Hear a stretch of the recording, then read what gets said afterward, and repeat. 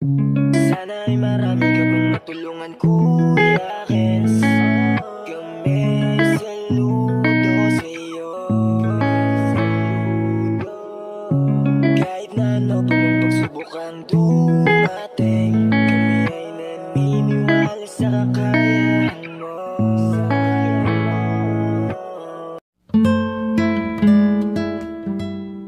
We are Kayakap Fam. Be one of us. Ayun si tatay po mga kayakap. Init, lakas ng init mga kayakap. Pero lakad pa ng lakad. Kailangan po yata at naglilimos po kasi yan si tatay. Ayun, galing lang po ako ng paaralan. Sama natin si Maxi, nagsundo po ako. Nakita ko lang po si tatay.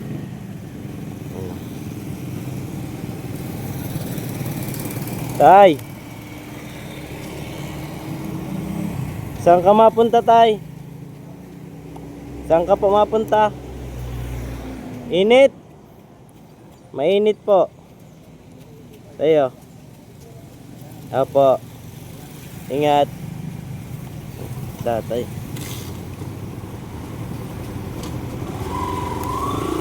Dito po yan, punta. Wawa man. Mabay tay. Salamat daw po. Binigyan natin kahit papano. Bali, nagsundo lang po ako mga kayakap. Dito sa likod si Maxine. Ayan. Kasi kapag planado naman yung lakad ko, kapag mga ganyan po ay dinadalan ko ng pagkain. Pero kapag ano po talaga on the spot, kasi minsan kapag nakita ko, siyempre uwi muna ako niyan. Ayan. Kasi minsan ko lang makita si tatay, ngayon nakita ko, at least pa paano ay binigyan natin ng pambili ng pagkain. Ayan, sapat naman na po yan mga kayakap, kahit pa paano makasurvive. Ayan. Sabi nga, hindi naman importante na kung gaano kalaki o kaliit yung binigay mo. Yung importante po dyan ay galing sa puso mga kayakap. Kumbaga, bukal sa kalooban na binigay mo sa isang tao, di ba? Nakita lang po natin ang init mga kayakap. Siyempre, nung nakausap natin yun si tatay, ano po mga kayakap, sabi ni tatay, mag-isa lang daw po siya sa kanyang bahay. Kaya siguro, yun yung naisip po niya na paraan para mabuhay po, magkapera. Ayan. Kasi mga kayakap, sa buhay po, kapag di tayo gumalaw, kung walang mag-aasikaso sa atin, ay tayo din po yung magugutuman, di ba? Kaya yun yung pinaka-importante sa lahat, yung gumalaw tayo para kahit pa paano mayroon tayong makain. Pero listado po ni tatay mga kayakap, sana hindi na po siya nagaganyan kasi matanda na nga po.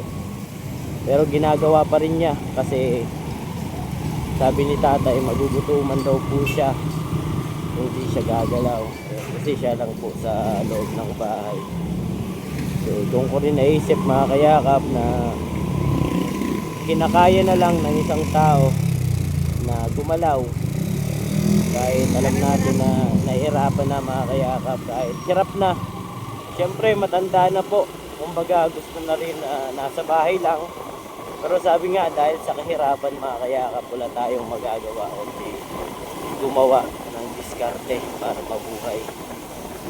Ganoon lang po sa mundo, kaya ginagawa ko po ito para kahit pa paano makatulong po sa mga kababayan natin. Hindi man tayo mayaman, sabi ko hindi kailangan maging mayaman para makatulong. Kasi hindi naman sa lahat ng bagay mga kayakap laging material na bagay yung ibibigay natin. Pwede rin effort natin, katulad ng ginagawa natin na libreng sakay, di ba? Kahit paano ay nakakatulong tayo. Halimbawa, may tumatawid na matanda, nahihirapan.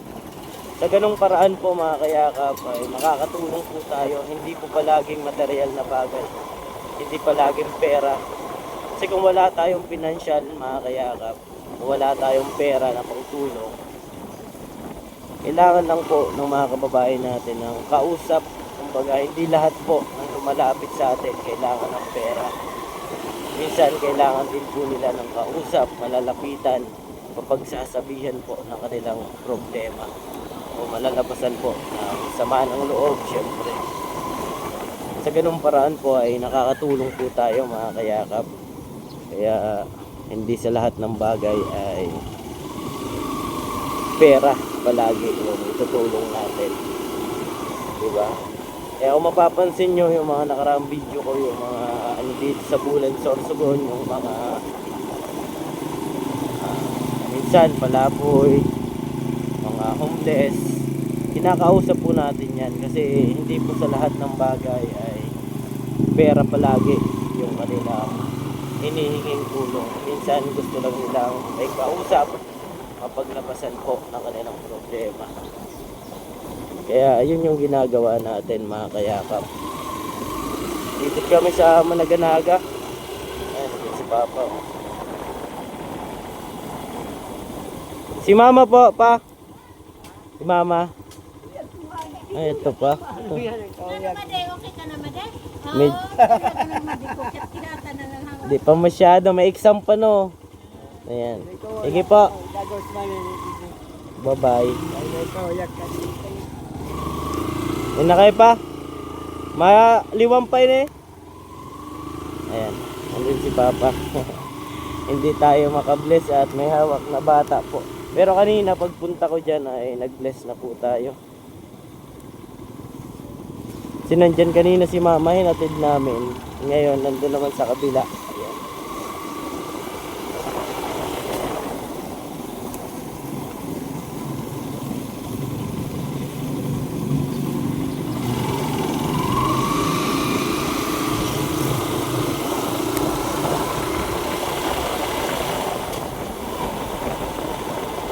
Sarap ng episode, ang laki. Dito sa likod natin si Maxine, mga kayakap, kasama natin. Hindi lang po nakikita at yung camera natin ay nasa helmet natin mga kayakap. Di ko na sinet up at makikita yung sipon namin ni Maxine. Sensya na po kayo, di po tayo masyado energetic pa kasi nakakatipa yung lalamunan natin. Kagabi, ubo ng ubo ako, mga kayakap. Alas 2 na ako ng madaling araw nakatulog. Ayan. Pero bawal mga kayakap magkasakit, walang maglalambing. Aray ko.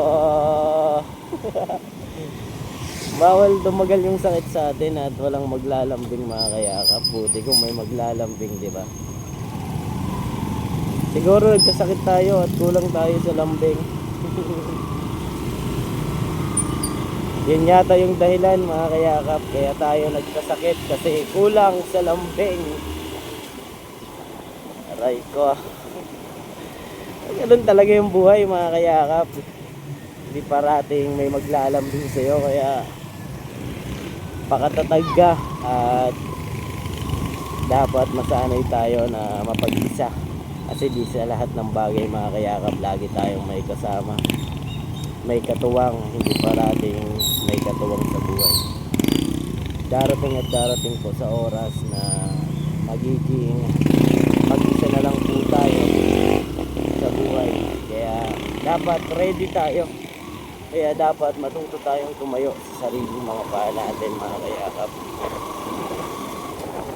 Hindi pwedeng kaya na yan ni ano, nandiyan naman si ano, hindi pwede yan mga kayakap. Sabi nga sa akin ni Ma, napiyok pa eh. Pasensya na po talaga at medyo masama pa yung pakiramdam natin. Sabi nga sa akin ni Mama na pag nagkasakit na ako, sinusulo ko daw. Siyempre mga kayakap, at yung magulang natin, pagod din yan. Yung mga de-remote nga, mga motor nga, nagpapahinga, tao pa kaya. Alam ko, kailangan natin ng pahinga, siyempre. Malaki na tayo. Kasi nung nagkasakit ako talaga, mga kayakap, ay, nalamig ako, grabe, nanginginig po ako, mga kayakap. Sobra. At ang init ng ilalim ng katawan ko, init, hininga ko, mainit. Pero mga kayakap, nung pakainom ko ng gamot, syempre nagpa-ano din tayo, massage. Pahilot. Ayan. Tagalogin na lang kasi. Nagpahilot po tayo. After nun, yun. Ay, pawisan tayo. Kasi kinakabahan ako, mga kayakap, kapag nagkasakit ako. Nasabay yung vertigo ko, mga kayakap. Ano sa ulo. Para akong nalutang. Mabigat yung ulo. Ganoon, mga kayakap. Kaya kinabahan naman ako kasi mahirap po magka-vertigo ulit. Hindi ko talaga kaya yung ganoon sakit. At nung nakaraan na nagka-vertigo ako ay parang lutang. Tapos parang ano yan? Nalulutang ka. Tapos naihilo. Ayan. At parang lahat ng nangyayari ay panaginip lang. Ganun yung pakiramdam, mga kayakap. Kaya ayaw ko talaga ng gano'n. Nagka-vertigo ako, mga kayakap, nung nag-aaral pa ako. Kasi grabe. Walang tulog, tapos maliligo, mapasok ng paaralan. Ganun talaga yung buhay.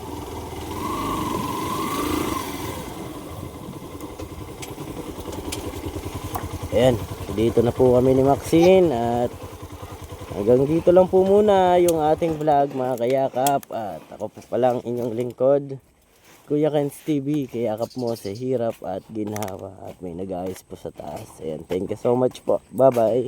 Awitin ko man lahat ng awit sa mundo, di kayang ilarawan ng Sige, iyak mo lang ang bigat na nararamdaman. Asahang may makikinig at may balikat na masasandalan. Para kahit papaano ikaw ay mapangiti sa simpleng paraan. Kanyang mga payo ay nagbibigay lakas para kayanin mo yan. Handang tumulong nang walang hinihinging kapalit. Kahit na gano'n man kalayo kanyang tatawirin, maiabot niya lang ang biyaya. Nalulungkot man may ati dahil ligaya, kumakatok sa bawat